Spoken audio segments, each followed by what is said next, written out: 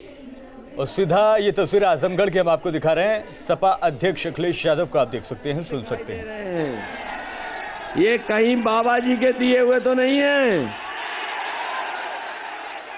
बाबा जी कह रहे थे हमने 2 करोड़ स्मार्टफोन बांट दिए, इसलिए बाबा जी नहीं देने वाले, क्योंकि बाबा जी खुद कंप्यूटर और मोबाइल नहीं चला पा रहे, तो वो आपको देंगे क्या। इसलिए आजमगढ़ के लोगों का मैं धन्यवाद देना चाहता हूं, मैं बधाई देना चाहता हूं कि हर समय पर आजमगढ़ के लोगों ने समाजवादियों की मदद की है।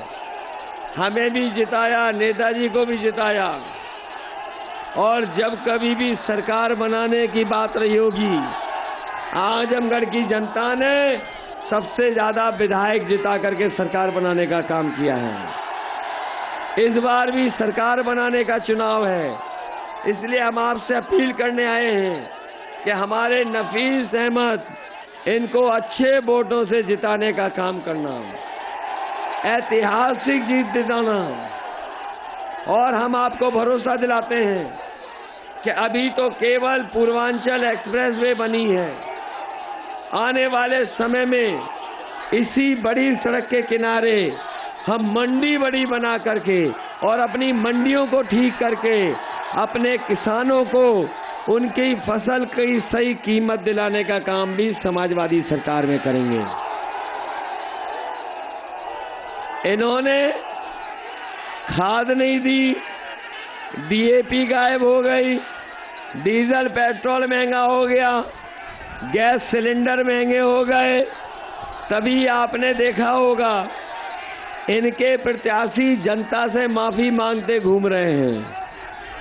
कई लोग पूरा स्टेज पे दंडवत होकर के माफी मांग रहे हैं, कुछ लोग तेल मालिश करके माफी मांग रहे हैं, कुछ लोग कान पकड़ करके उठक बैठक लगा के माफी मांग रहे हैं। लेकिन हम जानते हैं कि इस बार बीजेपी के प्रत्याशी अगर 700 बार भी कान पकड़ करके उठक बैठक लगाएंगे, तब भी हमारा किसान नौजवान इन्हें माफ करने वाला नहीं है, इनको साफ करने का काम करेगा।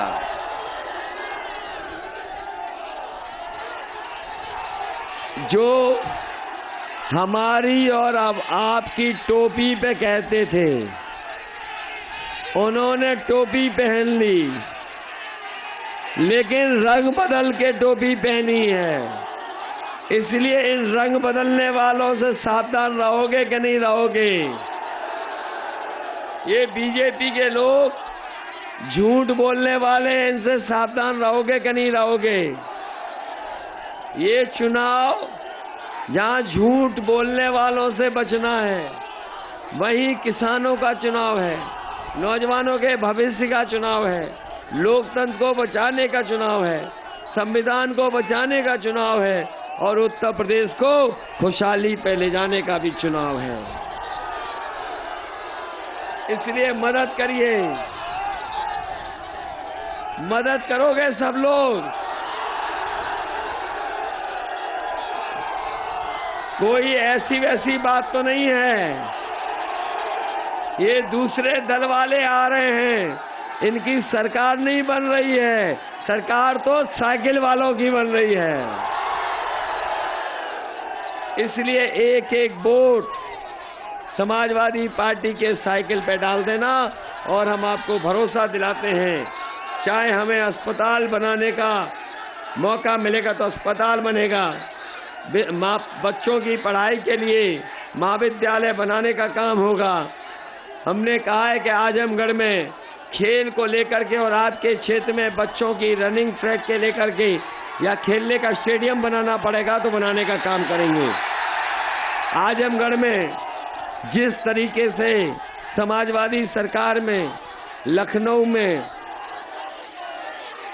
बनारस में, कानपुर में और इटावा में एक दूध की डेयरी लगी थी बड़ी वाली, कन्नौज में, नोएडा में, झांसी में, अगली सरकार बनेगी तो हमें चाहे दूध की बड़ी डेयरी लगवानी पड़े तो यहाँ के किसानों की मदद के लिए एक बड़ी डेयरी लगाने का काम करेंगे। और अगर हमें परशुरामपुर ब्लॉक बनाना पड़ेगा और महाराजगंज तहसील तो वो भी बनाने का काम समाजवादी सरकार में होगा। जहां क्षेत्र में बाढ़ से बहुत क्षेत्र प्रभावित हो जाता है, हमारी खेती बर्बाद हो जाती है, किसान को परेशानी उठानी पड़ती है। जब कभी नेपाल से पानी छोड़ा जाता है या बारिश ज़्यादा हो जाती है, उस समय घाघरा नदी से बड़े पैमाने पर नुकसान होता है। अगर हमें महुला गढ़वल बांध को बनाना पड़ेगा और अपने किसानों को, गरीबों को और बाढ़ से सुरक्षित रखने के लिए इस बाढ़ का निर्माण करने का समाजवादी सरकार में होगा। और लोहिया आवास भी अगर हमें गरीबों को देने पड़े, पहले तो 3 लाख, 3.25 लाख का देते थे, इस बार बजट बढ़ा करके 4 लाख का भी अगर लोहिया आवास देना पड़ेगा तो समाजवादी सरकार में लोहिया आवास देने का काम करेंगे। और मैं आपको भरोसा दिला के जा रहा हूं कि राशन भी ये लोग मार्च तक दे रहे थे, ये राशन आगे नहीं देंगे।